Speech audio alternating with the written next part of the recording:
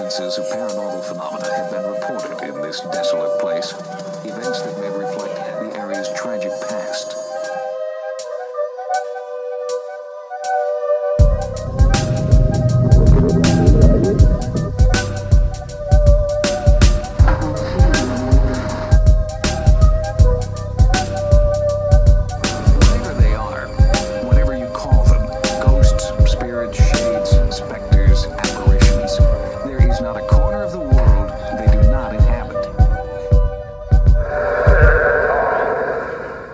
Coming through. What's going on, guys? Welcome back to Other Dangerous Podcast, where we talk all things paranormal. I'm Ken James, and this beautiful bastard is Jason McKittrick. Whoa, okay. Hey, folks. Yeah. And if it can haunt, howl, or dwell in the dark, we want to talk about it.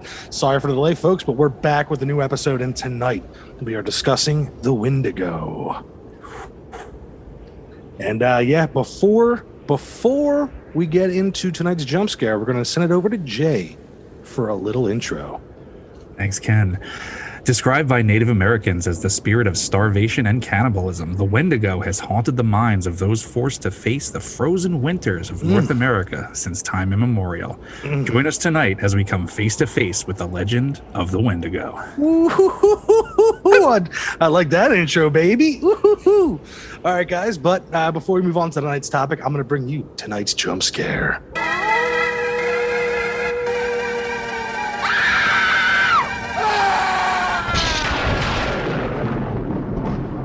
All right, this comes from Joe V. from Bensalem, Pennsylvania. Oh, boy. Years ago, I worked at a bar in Northeast Philly called Albert's. Over the years working there, the staff and management would talk about hearing and seeing some weird shit. So one night in October of 2013, I was closing up the bar and I was by myself. That place creeped me out, so I called my friend, who also worked there as a bouncer and a shitty bartender, to come back and hang out while I cleaned up. He and I were on our way out the door when we heard what we thought was a woman's voice. I was about to run out the front door. My friend is a freak about that kind of shit, so of course he asked if I heard it and wanted to go to the basement to investigate. Now, the basement looks like something out of a horror film. Old, dark, and a place I was not going after hearing a woman's voice calling for help. I can't remember exactly. My friend went back into the kitchen, which leads into the basement, and no one was there. And no one had come in. I know this because we had just locked up and did a full sweep to make sure everything was how it should be before we left. Just before I finished cleaning, we heard the voice again, but this time it was louder and angrier. My friend looked at me and said, "Let's go check it out." So I told him I would leave you in here and lock the front door, and I'm not going anywhere but to my car and driving home, LOL.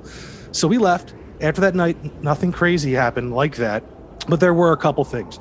We later found out that there were multiple deaths on property, including the old owner's wife who worked there and died in the kitchen. Also, we always thought it was creepy that there was a funeral home next door. I eventually ended up working at another bar that was way less creepy, and my friend ended up starting a podcast about ghosts and shit with one of his buddies. His name is Ken James, and that show is Other Dangerous Podcast. Keep that spooky shit over there, bruh. Yeah, I knew that was coming. As soon as you said shitty bartender, I was like, oh, that's Ken. Yeah, that's me. Yeah, I forgot about that, and like I drove by the other day. I was doing something in the Northeast, and I was like, I got the chills thinking about it. The chills? Yeah, I was like, oh, Albert's Bar. I had my own personal ghost experience. Follow my Instagram. Yeah, but I remembered, and me and Joe were talking, like, we're there cleaning up, and at first it was like a, like a woman talking, saying something, and we looked at each other like, yo, do you hear that? And we just had locked everything up. So I go in the back, and I'm like, nothing's here. But then there's the basement over there. So I'm like, all right, we already locked up. We did the sweep, and then we're about to leave, and it was like, it got mad. It was like someone yelling at someone, like, wait staff or something. And he was like, I will fucking lock you in here, dude. Well, he sounds sensible, because Northeast Philly, right? This is up in the Northeast. And you hear a woman crying for help. Yeah, ghosts are great, but I'm not checking that shit out, so you can get shot. Yeah, it's true.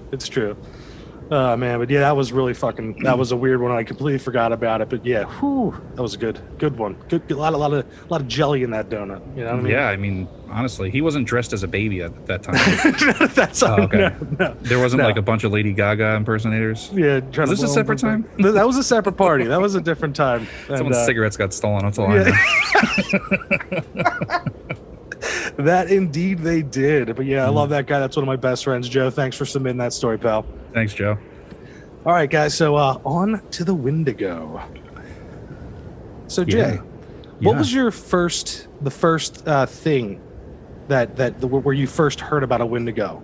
Marvel Comics. Marvel Comics. All right. Yep. Nice. The Wolverine and Alpha Flight would fight the Wendigo all the time. I love it. I love Wolverine taking on mythical creatures, you know. It's what he does. I mean, he's the best there. He's the best there is. You know, what's his line? I'm the best there is at what I do, and what I do isn't very nice, right? Yeah. Right with the geek shit right up top. Okay. And then I guess after that would be, which probably what you're going to say is Scary Stories. Absolutely. First time I didn't even know, like I remember being a kid in the school library and just like reading, those books. That's all I ever did was take those books out. You're reading the story. You're like, his feet are on fire. Yeah, why are his feet on fire?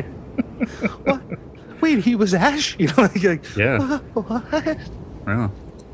And that might actually have begun my fear of Native American legends like that, because I still have there's some of my favorite legends. Mm-hmm.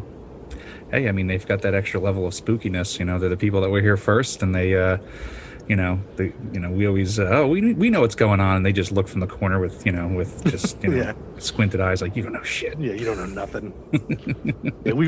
we saw the original Other Dangers. You guys, you and your new Other Dangers bullshit. Exactly. Yeah, man. This is I'm gonna say this is almost becoming like a newer phenomenon, right? I mean, it's existed. The idea has existed for a while, but after it's kind of plunged into popular culture, like it's kind of everywhere, and it's not very close to its roots anymore. No. Like all things are. But I mean, let's if we want to get through the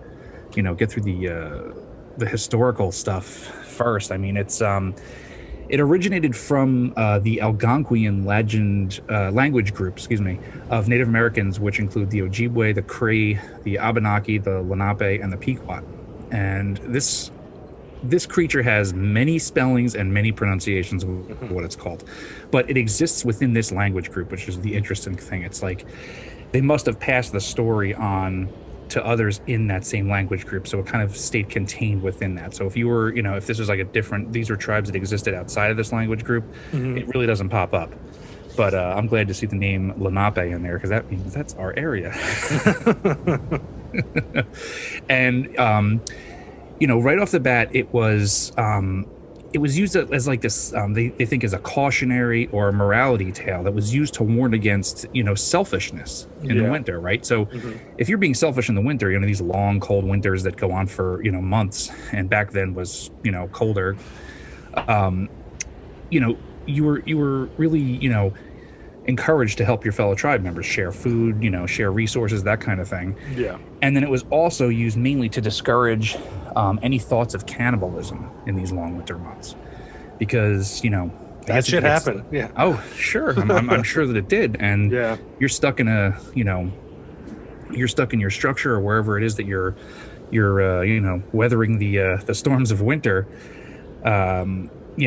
You run out of food. I mean, you're fucked. Yeah.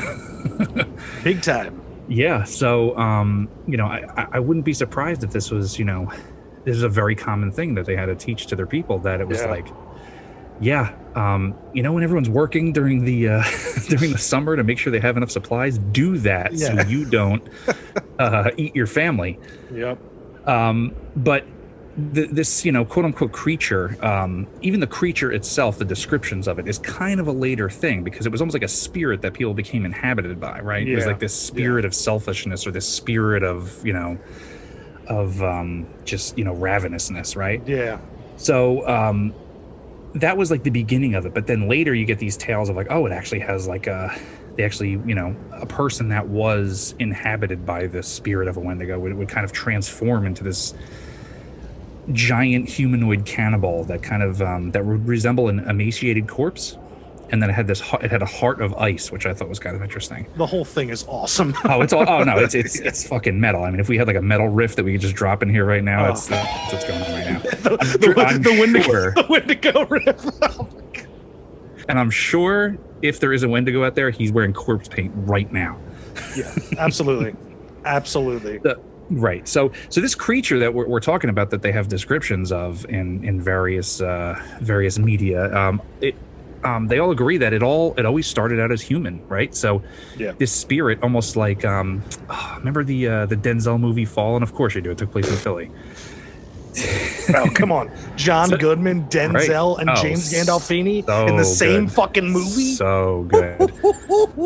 So the Wendigo kind of almost operates how Azazel did in that movie, right? Yeah, yep. He would inhabit people and then basically do his will, do his bidding. And that's basically what you have here, but it would inhabit the people, but then over the long winter months, it would become this emaciated creature with a heart of ice that just could not, satiate its hunger for human flesh. Yeah, man. I mean, that's... And some of the pop culture reference that, like, I think there's so many. There's so many, and I have a list of those.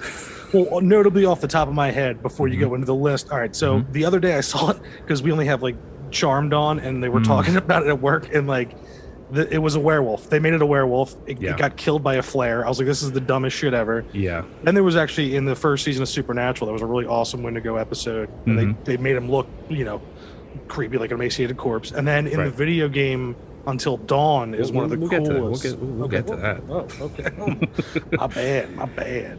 Yeah, no, it's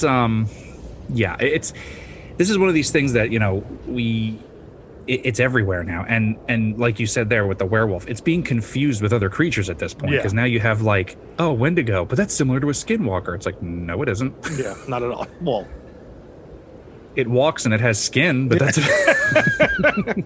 skinwalkers can transform. Wendigo cannot. I mean, it's I really don't see the any similarities whatsoever, other than that they're both Native American legends. Yeah. I don't know. And I like the concept of it like being the perfect hunter, Yeah. That's always been one of my favorite little add-ons there. No, I totally dig it. I think to go back to, we're talking about scary stories, and not the book, but this seems to be the way where this particular creature is starting to come out, lately. Like you go ahead and Google, or you check out YouTube or something like that. You put in Wendigo story, and it's all these hunter stories of hunters coming across these disgusting creatures in the middle of the woods, and it's like, well, what does it have to do with the Wendigo?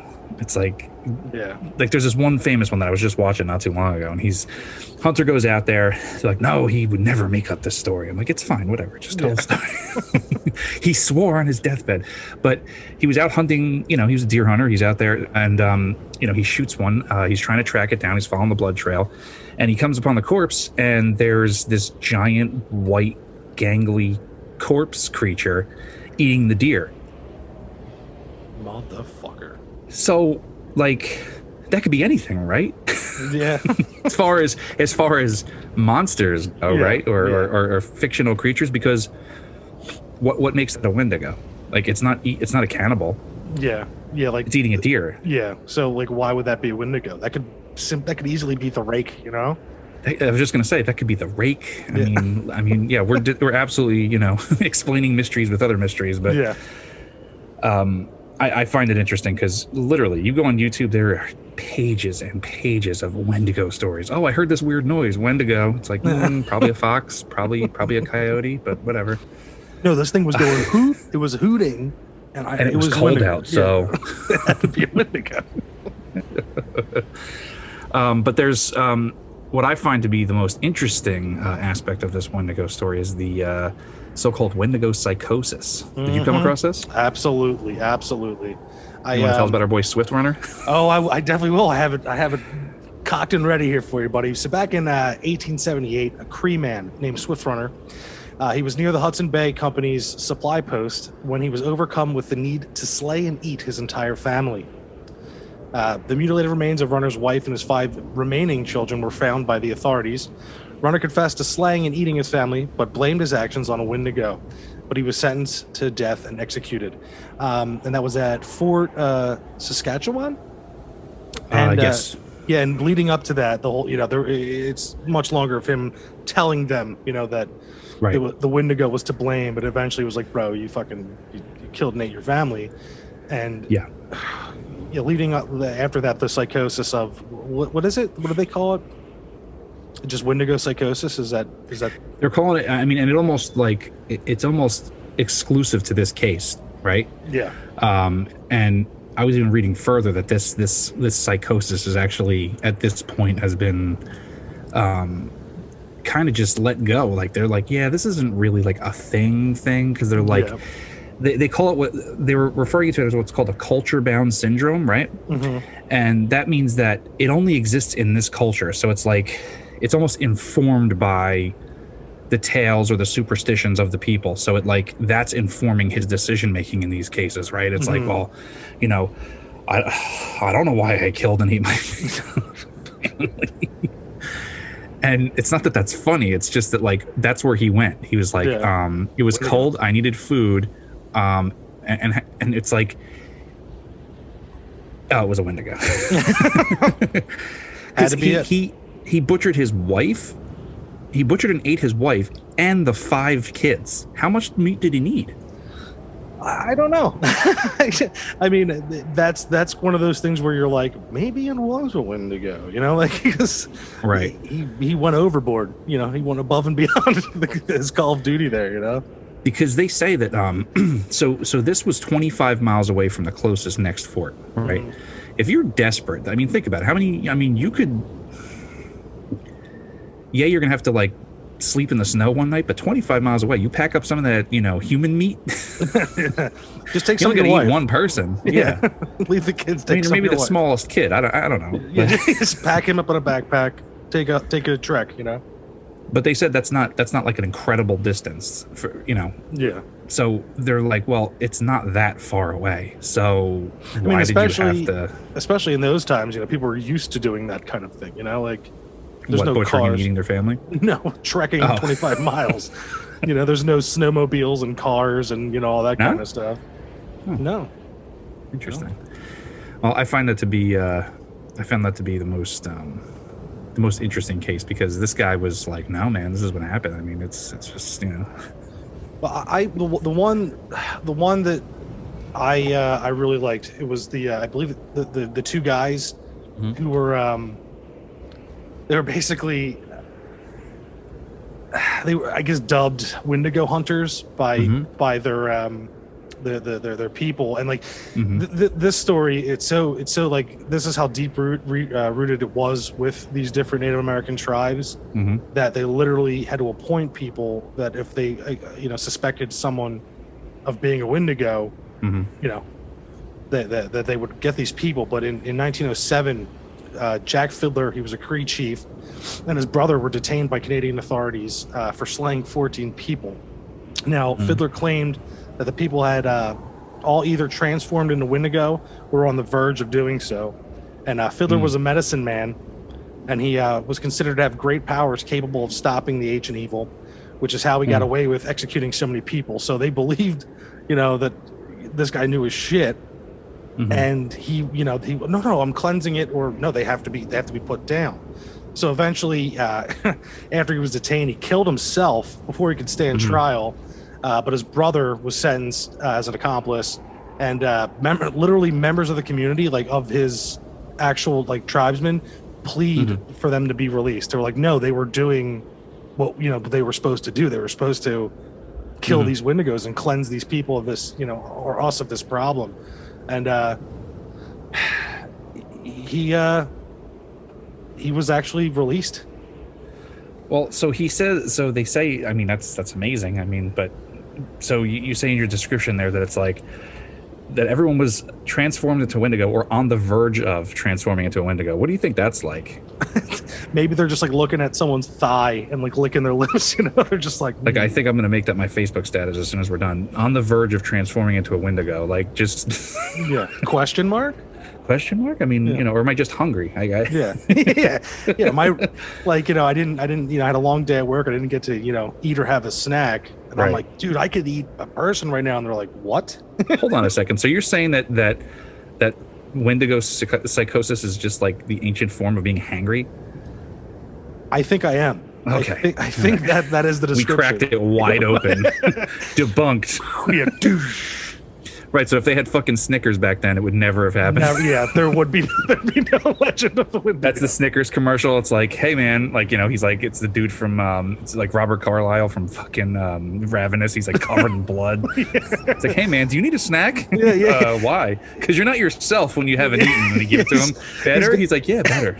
He's got fucking David Arquette's like flesh hanging out of his mouth, you know, at that scene, and hand the Snickers, and it's like, oh, I'm sorry. Yeah, I mean, there you go. I mean, that would have been it. I mean, problem solved. I mean, how many historical problems solved with the fucking Snickers? A lot, I would say. A lot. All right. I mean, all right, I guess show over then. I mean, Wendigo was just... Wendigo's psychosis is just being fucking hangry. Yep. We did it. That's it. So if we ever take a camping trip, make sure everyone has a fucking Snickers. And well, our guys for Other Dangerous Podcast. Oh shit.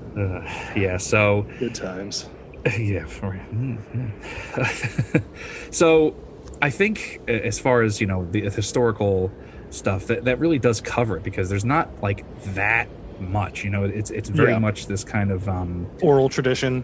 Yeah, it very much is an oral tradition. So a lot of the stuff and like the meatiness to this creature, this character, it's all recent. Yeah. And it all starts in 1910 with the publishing of The Wendigo by Algernon Blackwood. Damn. Are you aware of the story? I'm aware. I'm aware of the translation that went into Scary Stories to Tell in the Dark, but which is like a really, really horrible retelling of it. Hey man, as a kid, it was all I needed. Oh no, it's all good, but like in the so you have so the Scary Stories version, right?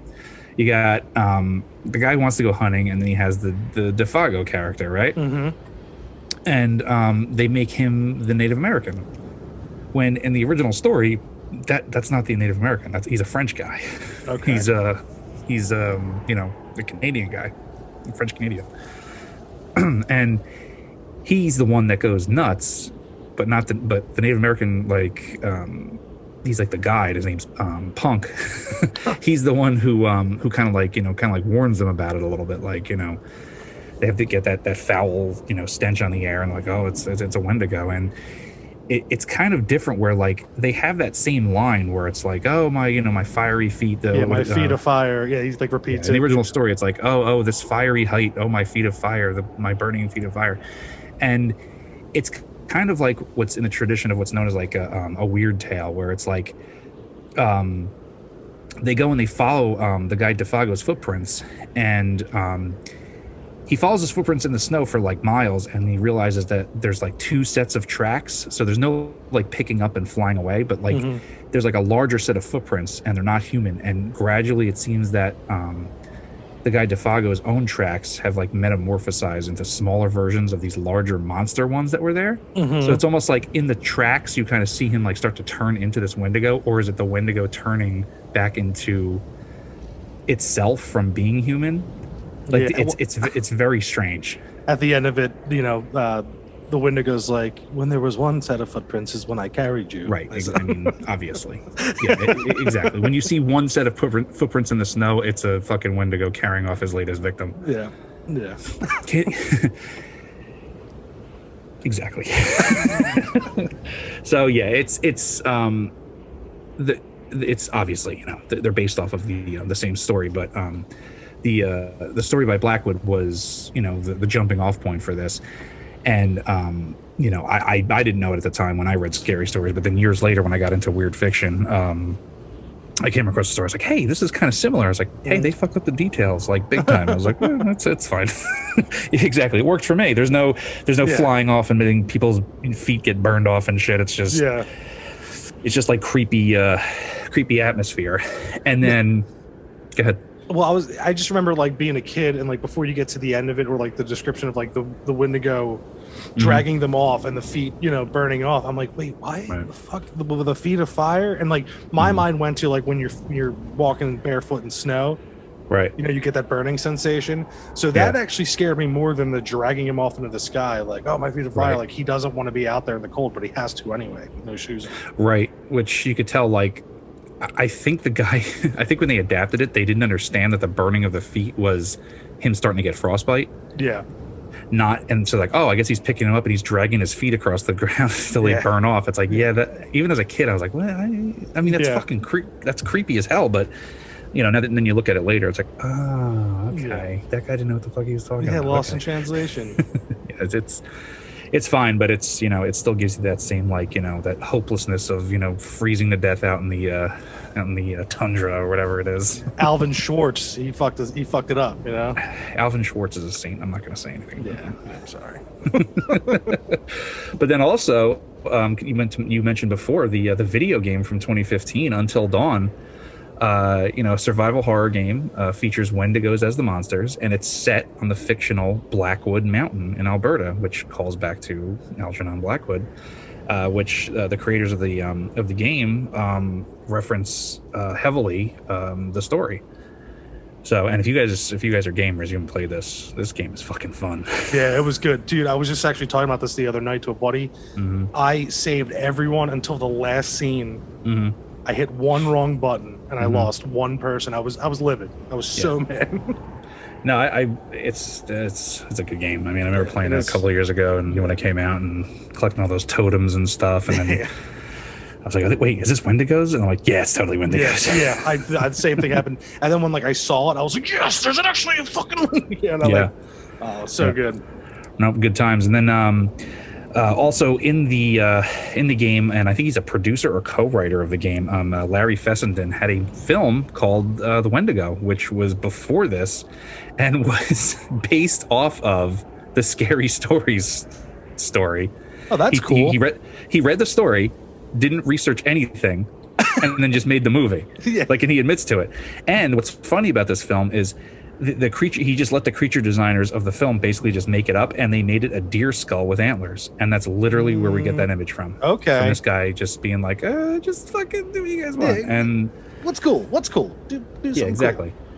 So if you're I had a sighting of a Wendigo, it was this corpse deer with antlers, you're just fucking rehashing some bullshit from that horror movie. Yeah, you dickhead. Yeah, I mean, it's what it is.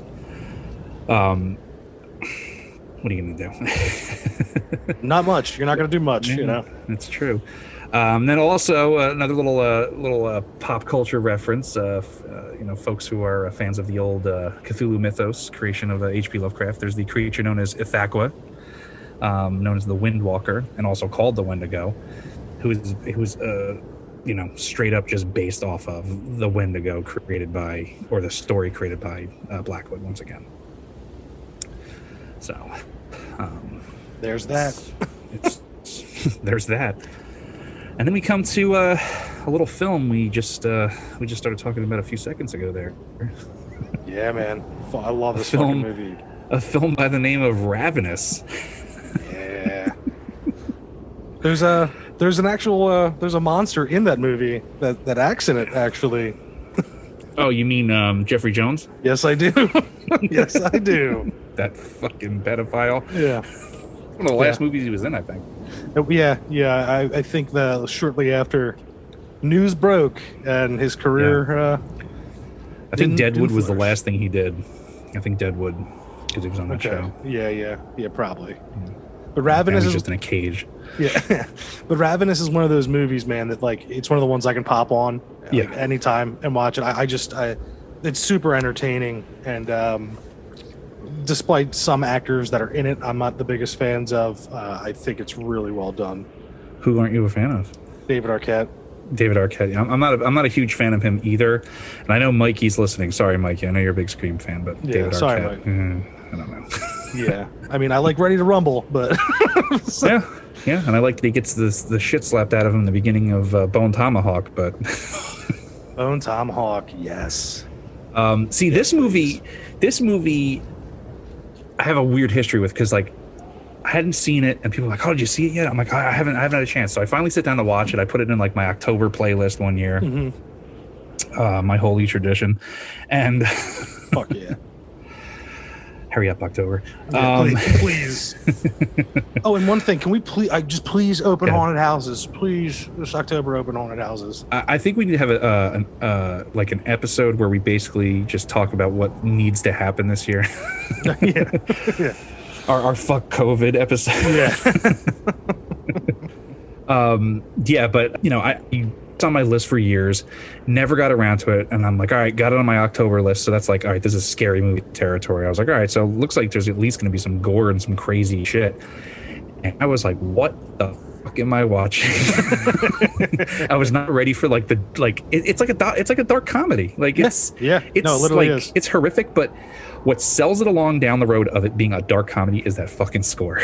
Yeah, once when he's doing the and then he starts chasing the yes. And that was actually what really made me like, because I started watching it not the first time, and then what happened, I was like, what is going on?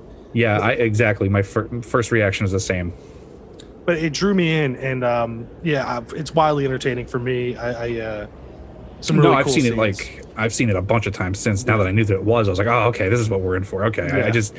I thought it was going to be serious. Yeah. And I but wow, Robert Carlyle, holy shit. Yeah, man. And Guy Pearce himself. Yeah, dude. See, I'm also not a big Guy Pearce fan. He's hit or miss for me. Yeah. I mean, I like, he was a real major prick in The Count of Monte Cristo, and everyone's all about what's it called? The memory one. What's it? Memento, yeah. And that was good, I get it. But I don't know. Like, so him being the main guy in that, it kind of was like, but then his turn, he did well in that film. No, I like him. I think they had to have someone that was able to play a pretty interesting but straight guy. He had to be the straight guy. So then when Robert Carlyle decides to just fucking flip out, it's like like, all right, like there needs to be some semblance of order here, because they let that dude just go berserk. Mm-hmm. Yeah, and Guy Pearce in the movie, he's like his thing is like super depressed. Like that's like that's his mood the whole movie, super depressed. Even when shit's going down, he's just like, I don't want to do this. Exactly. It's cold. I'm hungry. Yeah. And they hand him a Snickers. Took the words out of my mouth. Oh man. I don't know. The path of that movie would have been different if one, the bodies were all on top of him, and he was surviving off blood. If if a Snicker fell out of one of the corpses. What's this? Pockets, and he's just like, like an old timey label. It's like, oh, what are these? These must be new. These aren't standard issue. Right, it's true. I'm into Wendigos. Yeah, I enjoy them. I enjoy the fact that they have this, this, however real, or I should say plausible their backstory is. I find them really interesting, and whenever it snows and you got that bleak look out, and it's like, you get that late sunset where it's just kind of like purpley light out there, and you're looking out to the trees, you're like, fuck, it's probably one out there right now. Yeah.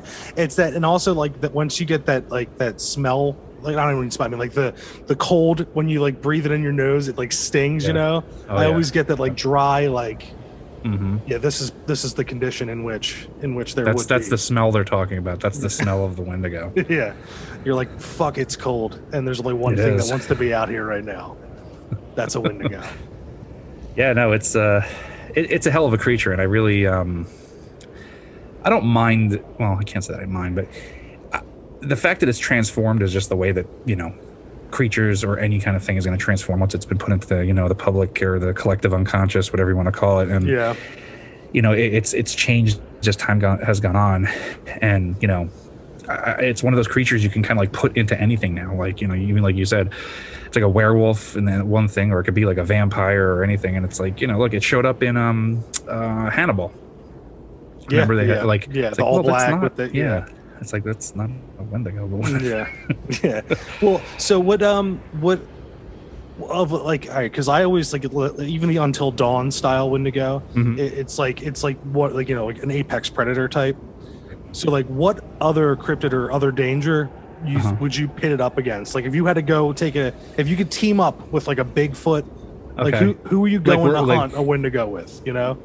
Oh, like, okay, so this is a hunting trip. I have my Snickers, and I want to team up with another creature to help me. Yeah. What's going to help you capture this Wendigo and take it down? That's a good question. I mean, I probably always choose my boy Bigfoot because look what happens when they fuck with him in those commercials. Yeah, he's pissed. He's snapping people in half, ripping trees out, ripping a car in half, body slamming people through windshields, like. And if you just like come and hang out with him, you know, and like, he's like, cool. Yeah, he's cool. He'd be cool. He's cool, but if you piss him off, he's, you know, it's like Chewie in the Star Wars movies. He's cool, but you fuck with him, like he's ripping arms off. Yeah, like, you know, let the Wookiee win. The thing is, it's like if like, so you and Bigfoot or Yeti take down the Wendigo, and then like your job's done, and then a UFO just takes them, and it's over. You know? I mean, something like that. But I feel like Bigfoot would like know about them. He'd be like, he's like, yeah, there's, because he talks regular. No, you know, it's like, oh yeah, he's like, there's some Wendigo out there. That's what happens when people, you know, fuck up. And it's like, there's some out there. Let's go check them out. Yeah, and he has just he has no problem. I mean, like 6 or 7. He's like the Beast and Beauty and the Beast getting attacked by the wolves. They're just fucking, he's just flinging them off. He's like, fuck these motherfuckers. Yeah, I would definitely have to say probably Bigfoot or Steve Irwin. If I could have Steve Irwin come. He's not mythical though. He was real. Bro. What? That guy was magic. He was, but his magic didn't guard him against fucking Stingray. Oh, come on. Not Steve. Yeah, I can't accept that answer. You needed a better one. Okay, all right. If we're not going to go with we can go with Bigfoot, but not Steve Irwin. Well, you said a mythical creature. I know. I'm sorry. But could you imagine? He's like, you know, down low. It's like, this is a Wendigo. How about this? Steve Irwin's there to narrate the whole fucking thing. All right, I'll take that. All right, but all right. So besides a Bigfoot or a Yeti, it might have to be like a werewolf, probably werewolf. But what if it's not a fucking full moon? Well, we're only going hunting if it's a full moon. Okay, so all right.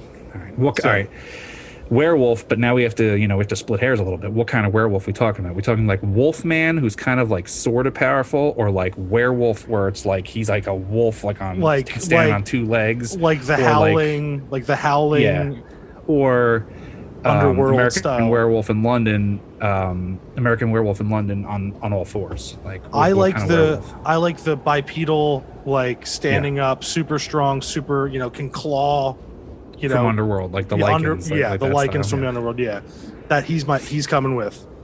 Okay, because we're taking this fucker pussy. I don't care down. what anyone says. Yeah, it's true. It's true. He's like, don't shoot me. Not with your silver bullet. Don't do it with your owie. I believe that is a line that Guillermo, Benicio del Toro. Yeah. Owie, don't shoot me. Ow. So Anthony Hopkins is like pussy. Yeah, exactly. All right, so to pull it back, so since we were talking about humans, what human would you take out there with? Would you still stick with Steve Irwin? All right, so are we saying like actual, or are we going TV? It could be a fictional character. Fictional character? Yeah. Who, I want to say like Solid Snake. Ooh, that's a good one. Because he's, you know, dude, CQC, he's fucking anything up. Well, that's Big Boss. Well, he's the clone. He used CQC also. Right. So you're going with Solid Snake. I'm going with Solid Snake, the clone of Big Boss. Big Boss is the man, but I'm going Solid Snake. Right. Okay. That's a good question. I would, obviously Robert Stack is my first choice, but so we'll just take him right off the. We'll just take him right because he goes out there. He's like, puts on his fucking brass knuckles. He's like, let's go. Yeah. Let's go find that. We're going to fuck up a Wendigo. Yeah, we have no idea where this fucking guy is. And then ping, hits them together, you know. Ping, ping, hits the fucking fists they spark together. Yeah, exactly. And the Wendigo's like eating a human and looks up and he's like, it's fucking Robert Stack. And he just like takes off into the woods. Yeah, I mean, he's horrifying. Yeah. So if I can't have Robert Stack, I guess, I don't know, like John Wick maybe. I mean, I feel like he'd give a good fight. Every Wendigo shot in the head and the heart before they Let's say the Wendigo, like, you know, movies are over, whatever. He gets a new dog. And then the fucking Wendigo eats his new fucking dog after all that bullshit he went through in those 3 movies. That's the turn that those movies have to take. Mythical creatures. I'm waiting for it. Yeah, I'm waiting for it because we just finished. I finished part 3 the other night because I just hadn't seen part 3. I'm like, all right, where are they going to go now? Yeah, they need supernatural fucking creatures. Yeah. Now that him and Morpheus are teamed up. The listeners are like, what is going on right now? What's going on? Fucking John Wick. You guys haven't seen any of these movies? What's your problem? Yeah. John Wick is a monster. Folks, there's nothing to watch right now. You have to go back through older movies. And if you want solid action, watch John Wick because it's one long movie. It literally picks up where it's fun. Yeah. He just rocks shit in all those movies. That's what he does. Yeah. It's like, yeah. Baba Yaga. Yeah, Baba Yaga. It's like, wait, I thought that was a witch. And then you look it up. It's like, yeah, it is. And it doesn't make any sense. Yeah. But fuck it. It's a good movie. Yeah. You're like, come on, shut up. Throw that aside. Yeah. Shut up. Yeah, I would, if I can't have Robert Stack, I would probably take John Wick out there because, Wendigo eats his dog. He's fucking had it. Yeah. And, it's like, not again. Not again. That's my Keanu. Right. The Wendigo eats his dog and burns down his house again. That just spells trouble for all mythical beasts. Yeah, I mean, I think now that I'm thinking about it, if there's going to be any mythical beast hunting, I mean, that's where these movies need to go. Yeah. And he teams up with Hagrid for some reason. Yeah, I mean, Hagrid would be one of his his people that helps him out. When he's gearing up in the beginning of the movies where he goes to the tailor and they're making him the fucking carbon weave and then he's getting the guns and Hagrid would be oh, what you're gonna need is a rare thorn root from the going after the Loch Ness monster, huh, Mr. Wick? Well, you're gonna need Oh my God! Please, that's a mashup right there. Yeah, we got to get word to someone that John Wick needs to go in this direction. Oh, I was going to say illustrations. Then we just have to get word to Jacob. Jacob. This episode's rife with stuff like Steve Irwin tackling a Wendigo. So no, that's what it is. And then Steve Irwin would just be narrating. He was like, "Oh wow, John Wick just really fucked him up, eh?" All right, mate. John Wick just shot a Wendigo 13 times in the face. Crikey, Oh man. And he's not tired yet, so we're going to go after a skinwalker and then the Yeti.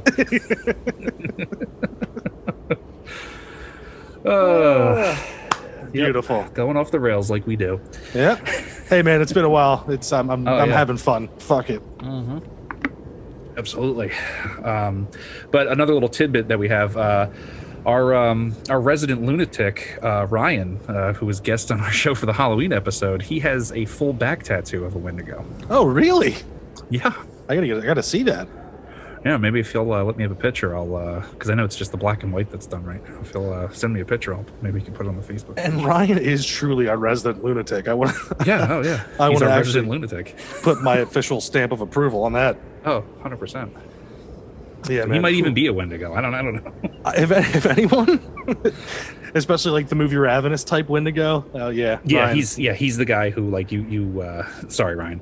But if we're out in a cabin somewhere, because he has a cabin, he's been trying to get me to go out there, and I'm like, yeah. That's just so. And this is why, because I'm like, I don't know if he transforms into some kind of fucking creature at night, so I'm like.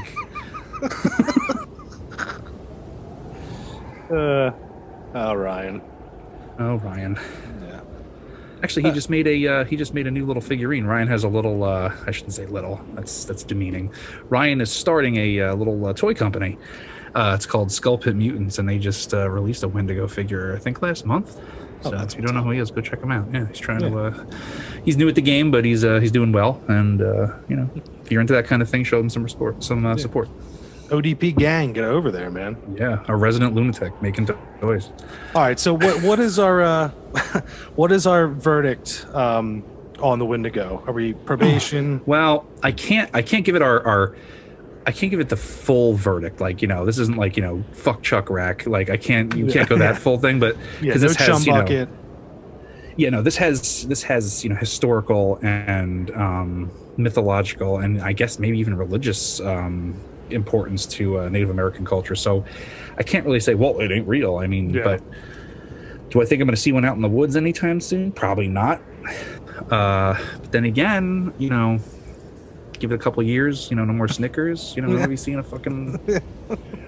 a resurgence of these things. Yeah, I mean, so yeah, we'll say it's it's on the bench. It's on the bench. It's not canon. I don't know. I mean, I think we might have to reserve this for like the folklore section. It's like it resists being classified. Okay, I like that. All right. Like if you were to bring up when we finally do our Bigfoot episode, which we will. I mean, we're gonna have a series of Bigfoot episodes, but yes, we are. I mean, I want him to be real so bad. Like I just want someone make I want to have like a Bigfoot call, and you just go outside and you blow it, and he comes over and you just hang out. Yeah, he's like, "Oh, Jay, you order you order 6 pizzas, and he eats almost everything. It's just like, oh, Bigfoot was over. So you get 3 slices. He's like, all right, come on, hurry up with that. My turn. Right. And that's how Bigfoot sounds, by the way. I mean, that's how he sounds, but then he gets out of control. He's like, look, I'll call John Wick.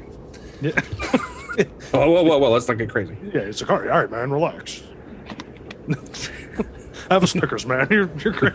You heard what he did to the fucking chupacabra, right, Bigfoot?